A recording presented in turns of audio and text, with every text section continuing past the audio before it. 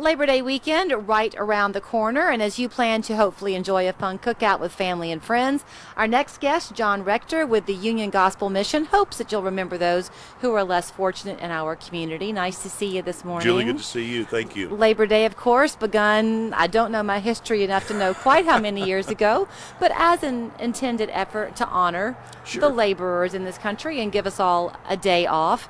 You can take that for granted if you're going to get up and go to work in the morning. That's right. That you're lucky to get to do that. You Yes, work ma'am. with men who are homeless who don't get up and go to work every day but would like to probably. Most of them would. That's one of the parts of our program is helping them kind of reintegrate into society, and that includes finding work and helping them develop work skills and putting them, back into productive use. I actually will pause on the air and say I might have misspoken, and so it's okay for you to correct me if I did, because probably I played into a stereotype that's unfair.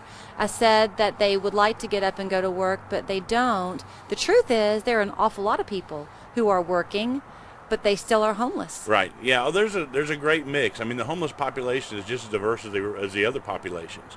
Some of them are working homeless. Some of them are disabled, not able to work. But as a rule, those who want to work and want to improve their life, we want to be there to try to help them, like I said, just reintegrate into society. So how many people would you guess you serve in the course of a month or a year, whatever is easy for you to break down? Oh, boy. We have right now our bed capacity at our facility is 11. Okay. And so that kind of limits that. And you have two of those? We have two different programs, one facility.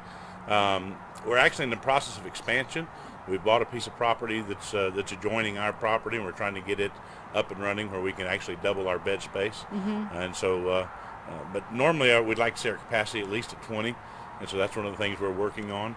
But the guys that come in, our residential programs are for adult males, and the guys that come in, again, they come from all walks of life. We've got professional men, we've got guys who worked laborers all their life, but all of them are struggling with some sort of a life-controlling issue. Drugs, alcohol, some other issue that they just can't get the victory over. Mm-hmm. And so our goal is to help them deal with those things. And we call what we do a discipleship program. Our thought is if the relationship with Christ is what it should be, then everything else kind of falls into line. Mm-hmm. And so that's where our focus is. I had a conversation about kind of a similar vein with David McNabb over at Teen Challenge the other day, and talking about the idea of the truth shall set you free. That's right. That once you find that you are capable, it might be more difficult for some than others, but what you need to find that victory, as you say, really does lie within. It does. You just need someone to walk with you. Exactly. And a lot of what we do is mentoring, just taking that one-on-one time with guys, and again, helping. Life's all about habits. Whether your habits are good or bad, that kind of determines where you end up. Right. And so our goal is to teach them good habits, getting up early, getting dressed, following through with the work details and all those kind of things to help them understand where they need to be and what they need to do in order to be successful. The timing of our conversation is kind of interesting to me because for some strange reason, I think I heard it on the radio, I've been hooked on this Alicia Keys song, it's not new, called Underdog. Do you know the song? I do. You'll know it if you heard it. But the opening line is about a girl walking down the road, and she comes upon a man who's homeless, and that she takes a moment, asks him his name, tells him hers, and she hears a story about life. That's the lyric, a story about life. Sure. And you think how easy it is to go through our lives as suburbanites, maybe, kind of in this antiseptic world. Yes. You probably learn an awful lot of wisdom. Yeah, in I've been your doing course this of your 20 day. years now. And so in 20 years, I've seen just about every situation. And again, it's all about a diverse background. We've got guys come in who have no family. We've got other guys who come in who are trying to get their life back together so they can regain their family, get custody of their kids, or renew that relationship with a spouse. And so it's every situation's different. There's no cookie cutter answer. You just take them, and like you said, you kind of walk through life with them for a few months and try to get them to that point where they're ready to make those changes. You mentioned to me, I think off camera, that you could always use some volunteers. Sure. If someone feels called to do that, is what they need to do first and foremost listen and not judge? Always. I mean, that's true for any walk of life, any area of our life. So many times we're trained to listen to answer, right? We want to give an answer to something rather than listening to absorb the information. And so it doesn't matter if you happen across a guy on the street and he's homeless, or if you're working with an organization like ours, listening's always the best practice. Or if it's just a matter of dealing with your kids or your spouse, listening to really absorb information is always a good idea. Okay, I want to listen about this. Tell me about the barbecue you're having on Labor Day proper. Sure. This is our 7th annual. We call it the Labor Day free barbecue fundraiser. And this is an idea my wife came up with about 8 years ago. And so we started planning for it. And as we got closer, we were trying to figure out all the details, all the logistics of how much we needed to sell, what we needed to sell it for. And one night I was up just late in the middle of the night, and the Lord just said, give it away. I said, Lord, it's a fundraiser. You can't make any money that way. But he said, just give it away. And so what we do is we go and raise the money up front to purchase all the supplies from just donors and some local churches that help us. And then we set up and we give away free barbecue plates. It'll be either pork or chicken. You have your choice until they run out. Beans, slaw, bread, a drink, and a dessert. And so we encourage people to come by and just get a free barbecue plate. And of course, we also encourage and accept donations.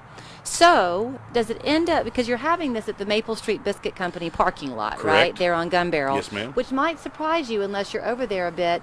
That has become kind of a hot spot. And Yeah. I don't think he'd mind if I said this on air. Alan Valenzuela, who has Alliance Physical Therapy over that way, Right.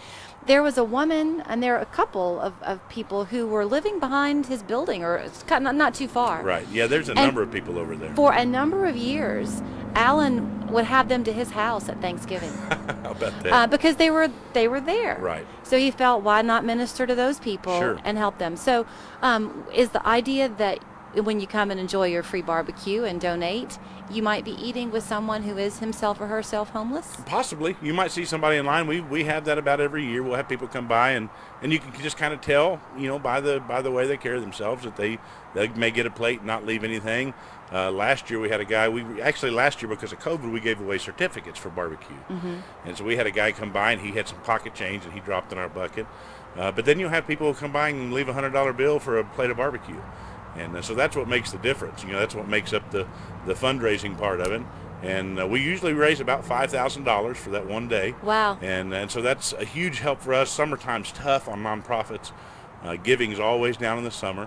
And so this kind of gives us a chance to catch up on some of that stuff that we may be running behind on, and give us a good jump into fall. So what time does it start? It'll start at 11 o'clock until 2 o'clock. Okay. Or until we run out of food. Okay, like the loaves and fishes, you hope you don't. That's exactly right. What about donations in terms of clothing? Winter's going to be here before you know it. Could you use anything? We can. We'll take donations of clothing. We specifically target men because that's kind of our major clients. It's the major group of our clientele. Mm-hmm. But on Thanksgiving and Christmas, we go downtown and set up a free holiday meal. And so when we do that, we try to take a bunch of clothes down and just set them out for people to come and go through and take what they need and use as they can.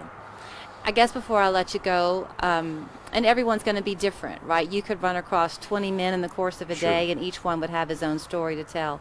Does it take them some courage, though, to find their way to you? Yeah, courage is part of it, and sometimes it's desperation. Sometimes when they find their way to us because they don't have any other options. And that's okay with us as long as they come and are willing to get help. And we don't really care why they came. We don't care about their background. We just want to help them. We want to be there to be part of their lives, at least for a little while. And we've been doing this for over 70 years now. Started in 1950, and it makes a huge difference. It's a very nice organization, so thanks for your time. Thank you. So you can go and enjoy the free barbecue, and if you feel called to leave a little money in the pot to say thank you for not only what they're doing on Labor Day proper, but every day of the year to help those who would otherwise possibly be overlooked, and you never Right. know how their lives are going to turn around, Yes, ma'am. and they'll pay it forward, as they say. That's right. Maple Street Biscuit Company is the place to be in the parking lot this time, 11 to 2 on Labor Day. And if you would like to learn more about the barbecue or about how the Union Gospel Mission is helping each and every day, simply go to their website. Yes, ma'am. It's there on your screen. It is. Thank you, John. Thanks, Julie. You know that fresh made to order